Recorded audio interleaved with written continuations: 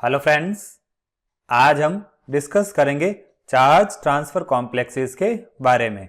देखिए, जब electron rich compound को इलेक्ट्रॉन पुअर या इलेक्ट्रॉन डेफिशिएंट कंपाउंड के साथ 1:1 में मिक्स किया जाता है तो उससे जो कॉम्प्लेक्स बनता है उसको हम चार्ज ट्रांसफर कॉम्प्लेक्स कहते हैं। अब इस चार्ज ट्रांसफर कॉम्प्लेक्स में जो इलेक्ट्रॉन रिच कंपाउंड होगा उसको हम डोनर मॉलिक्यूल कहेंगे और इसको कैपिटल डी से रिप्रेजेंट करेंगे क्योंकि electron rich compound electron pair donate करता है।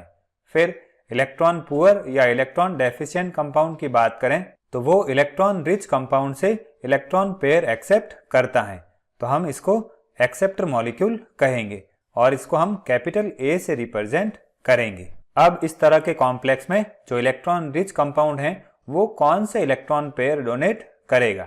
तो देखिए, जब चार्ज ट्रांसफर कॉम्प्लेक्सेस का फॉर्मेशन होता है तो जो डोनर मॉलिक्यूल है वो या तो नॉन बॉन्डिंग या अनशेयर्ड इलेक्ट्रॉन पेयर को डोनेट करता है या पाई सिस्टम के इलेक्ट्रॉन पेयर को डोनेट करता है। अगर डोनर मॉलिक्यूल नॉन बॉन्डिंग या अनशेयर्ड इलेक्ट्रॉन पेयर को डोनेट करता है तो उस केस में हम उसको एन डोनर कहते हैं, और अगर डोनर मॉलिक्यूल पाई सिस्टम के इलेक्ट्रॉन पेयर को डोनेट करता है तो उसको हम पाई डोनर कहते हैं। अब इस तरह के कॉम्प्लेक्सेस में इलेक्ट्रॉन डोनेट किए जाते हैं और एक्सेप्ट किए जाते हैं, तो इस वजह से इन कॉम्प्लेक्सेस को हम इलेक्ट्रॉन डोनर एक्सेप्टर कॉम्प्लेक्सेस भी कहते हैं या इसको हम EDA कॉम्प्लेक्सेस भी कहते हैं। अब सिंपली जो चार्ज ट्रांसफर कॉम्प्लेक्स बनते हैं उनको हम इस तरह से रिप्रेजेंट कर सकते हैं। ये हो गया डोनर मॉलिक्यूल और ये हो गया acceptor molecule. Donor molecule acceptor molecule को इलेक्ट्रॉन पेयर डोनेट करता है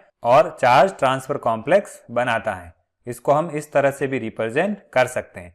डोनर जब इलेक्ट्रॉन पेयर डोनेट करेगा तो इस पर प्लस चार्ज आएगा और एक्सेप्टर इलेक्ट्रॉन पेयर एक्सेप्ट करता है तो इस पर माइनस चार्ज आएगा। अब यहाँ पर जो चार्ज ट्रांसफर कॉम्प्लेक्स बनता है उसके बीच के अट्रैक्शन की बात करें तो वो एक वीक कोलम्बिक फोर्स होता है और जिस अट्रैक्टिव फोर्स की वजह से डोनर और एक्सेप्टर मॉलिक्यूल के बीच में बॉन्डिंग होती है उसको हम चार्ज ट्रांसफर इंटरेक्शन कहेंगे। अब देखते हैं इसका एग्जाम्पल।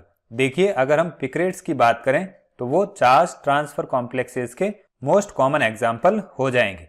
पिक्रेट्स को बनाने के लिए हम 2,4,6 ट्राई नाइट्रोफिनॉल या पिक्रिक एसिड की रिएक्शन एरोमेटिक हाइड्रोकार्बन्स जैसे नेफ्थलीन, एंथ्रेसिन, मेसिटिलिन एटसेट्रा के साथ करवाते हैं।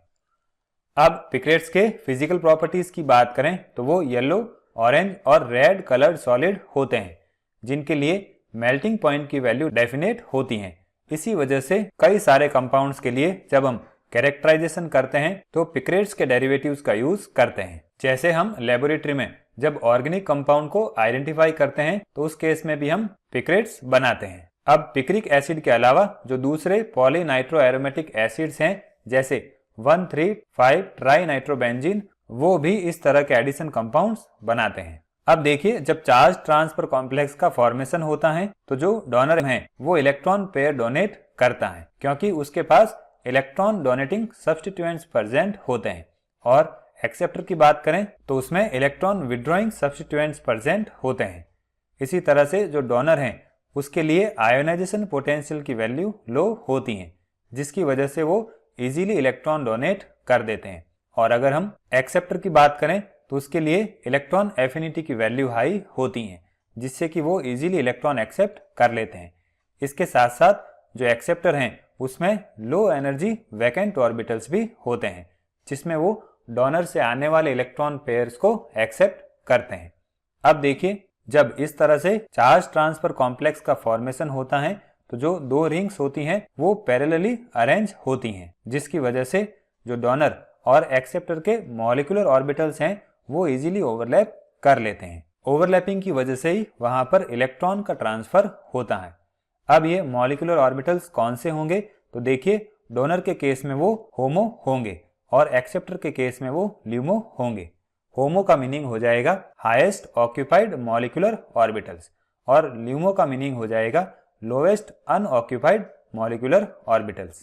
अब देखिए, अगर दो रिंग एक प्लेन में प्रेजेंट नहीं होती हैं तो उस केस में वहां पर चार्ज ट्रांसफर कॉम्प्लेक्स नहीं बन पाता है क्योंकि जो दोनों रिंग्स हैं उनके मॉलिक्यूलर ऑर्बिटल्स में ओवरलैपिंग नहीं हो पाती हैं। देखिए इस डायग्राम की बात करें तो इसमें ये हो गया पिक्रिक एसिड का मॉलिक्यूल और ये हो गया मेसिटाइलिन जो एक तरह का एरोमेटिक हाइड्रोकार्बन है। अब पिक्रिक एसिड की बात करें तो इसमें इलेक्ट्रॉन विड्रॉइंग ग्रुप प्रेजेंट है जो कि यहाँ पर NO2 है और मेसिटाइलिन में methyl group electron donating group की तरह बिहेव कर रहे हैं। तो मेसिटाइलिन पिक्रिक एसिड को इलेक्ट्रॉन पेयर डोनेट करता है और पिक्रिक एसिड मेसिटाइलिन से इलेक्ट्रॉन पेयर एक्सेप्ट करता है। तो इस तरह से इन दोनों से एक पाई कॉम्प्लेक्स बनता है जिसको हम पिक्रेट कहते हैं। अब यहाँ पर दोनों रिंग की बात करें तो वो एक ही प्लेन में पैरेलली प्रेजेंट है। तो यहाँ पर इफेक्टिव ओवरलैपिंग होती है और इलेक्ट्रॉन ट्रांसफर होते हैं। अगर हम इस मॉलिक्यूल की बात करें तो इसमें जो दोनों रिंग्स हैं वो डिफरेंट प्लेन में प्रेजेंट हैं। तो यहाँ पर चार्ज ट्रांसफर कॉम्प्लेक्स नहीं बनेगा।